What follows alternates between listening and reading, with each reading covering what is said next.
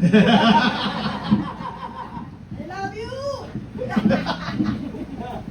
Magandang tanghali po sa inyo lahat. At unang-una, maraming salamat kay Ginoong Lester Oladia sa kanyang napakagandang pagpapakilala. Hindi ko lang alam kung pinupuri niya ako o niyayari niya ako kasi dun sa kanyang pagpapakilala, binilang ko 5 beses niyang sinabi yung maliit, yung word na maliit. Bago meron pang down to earth. Oh. Hindi ko alam kung sinasadya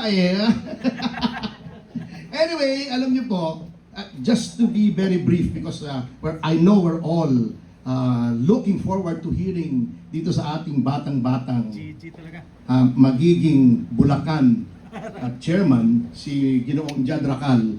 Ang nais ko lang itanong sa kanya, ready ka na ba, Sir Jad? Sapagkat alam mo, dito sa mga panahong ito, kapag ikaw ay nagiging kritiko ng gobyerno kung ano-anong kaso ang isinasampa sa iyo, nagiging libelous ka, nagiging seditious ka, katulad namin ni Jimmy Bondoc, may kaso na naman kami bago, a few days ago, inciting to sedition. Sabi ko, kung inciting to seduction, baka maniwala pa sila Pero inciting to sedition, mahirap yan. Oo, kita nyo naman ang nangyari kay Leandro Leviste. Naging kritiko lang ng gobyerno, pinatawa na ng multang 24 billion. Iimbestigahan pa ng ombudsman. So napakahirap po, these are dangerous times for the political opposition. Sapagkat ibang klase po talaga itong pamahalang ito.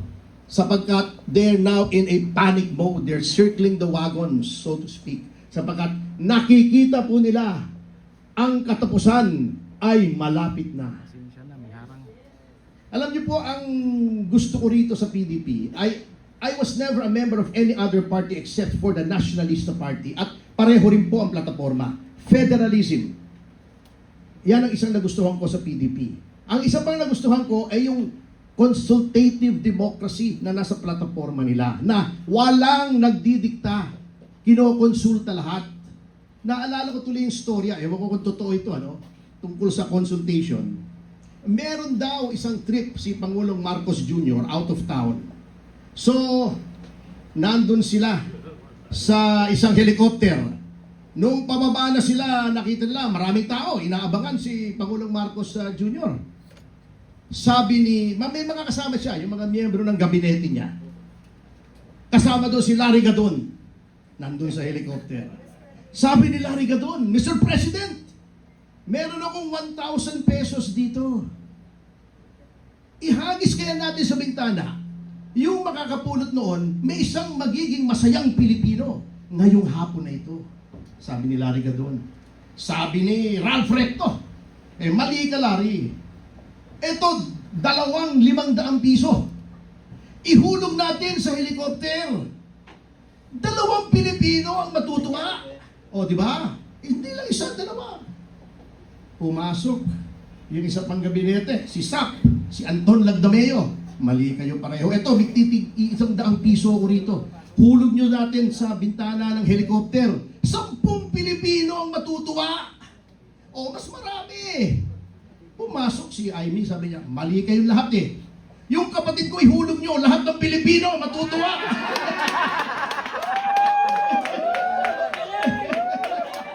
Yun ang consultative democracy. Ino-consulta kung sino mas maraming matutuwa. Kaya ako nagagalak talaga.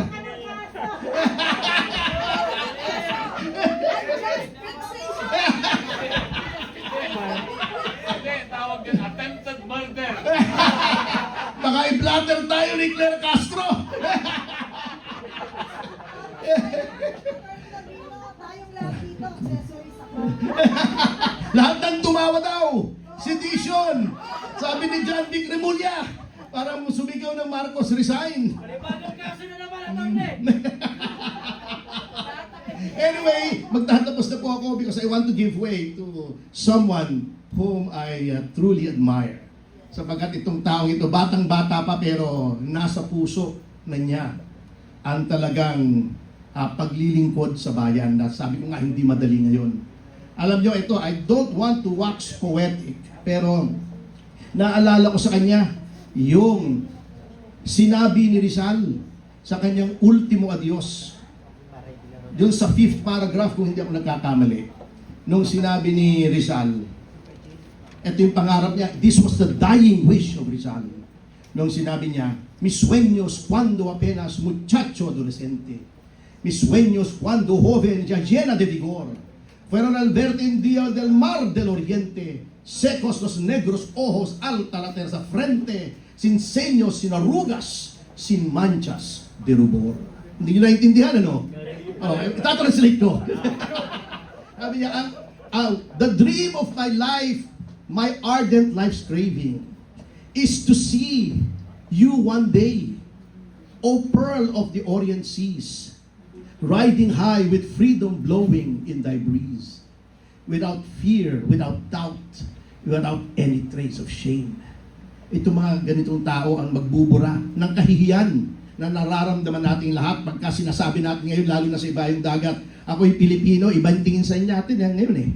Napakasama ng tingin sa mga Pilipino ngayon, hindi katulad ng panahon ni Tatay Digong, na pag sinabi mong ako'y Pilipino, oh, President Duterte. Ngayon, ako'y Pilipino. Iba tingin talaga.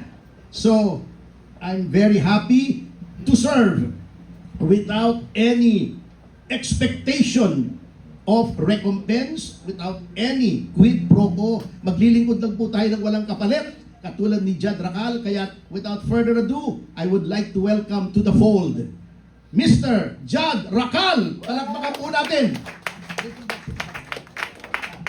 Nai-introduce ni Ginoong Lester Olalyang muli.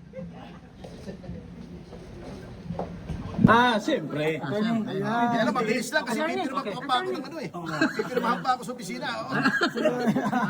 Attorney, would like to get your reaction lang po kanina po si Trillanes kasama yung mga civil society group. Nag-file po sila ng plunder and graft cases versus BP Sara. Patungkol pa rin po ito doon sa sa overprice ng laptop and then yung walang katapusan ng mga confidential funds. Ano po yung reaction niyo doon, Attorney? Actually, ayoko nang i-dignify ang mga ginagawa ni Trillanes kasi ang nagko-komento lang ako sa aksyon ng mga tao eh. Oo, hindi ng mga ibang mga creatures. What kind of Christian, sir? Ay, ayoko na sabihin. Pero sa tao lang tayo. Sa tao lang tayo nagre-respond. At expected na natin yan. Expected na natin yan. No comment needed. Sabi nga nila sa batas, res ipsa loquitur. The thing speaks for itself. Ano ang tanong? Sir, tuloy na ho ba yung patakbo natin sa 2028? Hindi pa natin alam. Siyempre, it is a party decision. It's too early. Huwag muna tayong mamulitika. Ang gawin natin ay manilbihan tayo sa bayan kung wala man tayo sa posisyon. Nakakatulong din tayo kapag pinupuna natin yung kamalian ng pamahalaan para somehow ay makorek niya. Ang problema, hindi niya nakokorek, but it does not mean na hindi tayo pupuna, hindi tayo mag-criticize, hindi tayo mag-fiscalize dahil lamang walang ginagawa ang gobyerno. Because katangkulan po ng bawat mamamayan na punahin ang mali ng gobyerno. Attorney, dito sa impeachment complaint versus PBBM, ano po sa tingin niyo, strategy lang po ba ito para ma-avoid nila itong 1-year ban para sa if ever mayroong mag-file ulit ng impeachment against the President? Sa tingin niyo ba, Obvious ano po yung- naman eh, di ba on record naman na yung nag-file ng impeachment na ngayong 2026 ay siyang abogado ni First Lady Lisa Araneta Marcos noong 2024, di ba? O bago nakita naman natin lahat, nabasa natin kasi ang dali naman basahin pagkaiksi-iksi. Ano? Kita naman natin kung gaano kahina. At ang mga mambabatas mismo nagsasabing easily dismissible.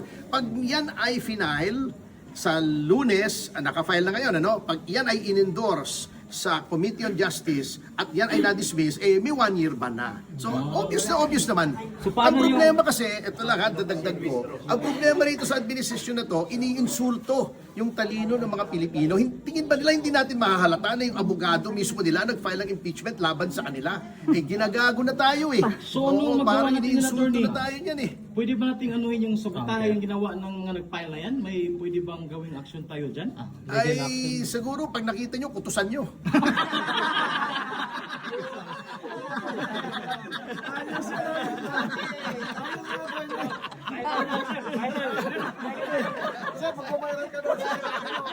Attorney, thank you so Sige, thank you. much. Thank you.